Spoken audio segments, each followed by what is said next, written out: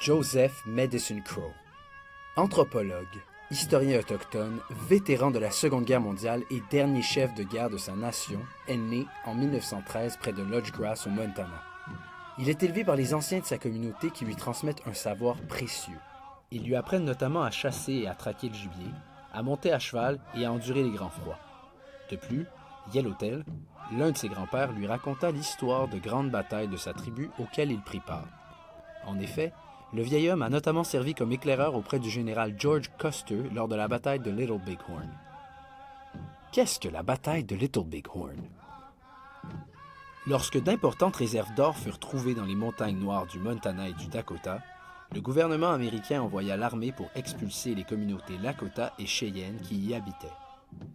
Bien que les troupes fédérales eurent éventuellement gain de cause, la bataille de Little Bighorn constitua l'épisode le plus marquant du conflit.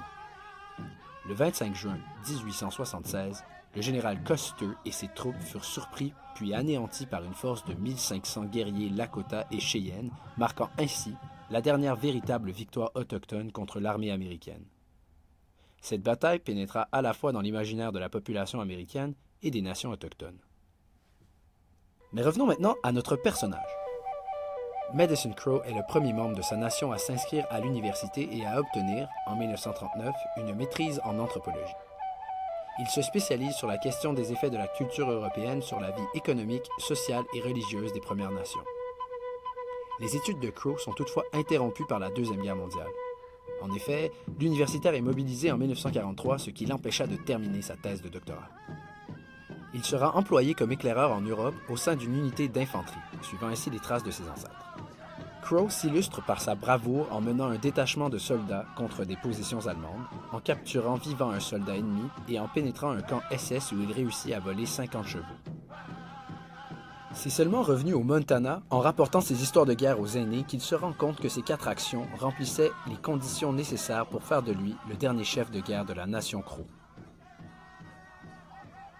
L'héritage de Joseph Medicine Crow est important puisque ce personnage fait figure de gardien de la mémoire des anciens de sa communauté.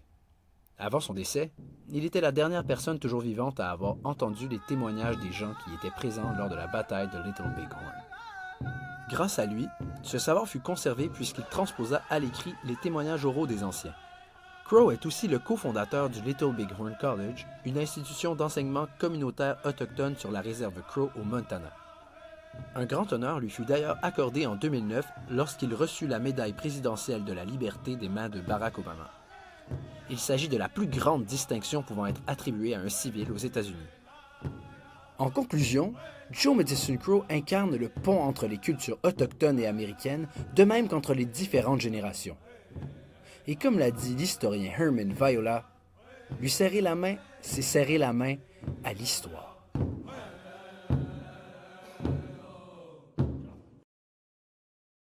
Created using Powtoon.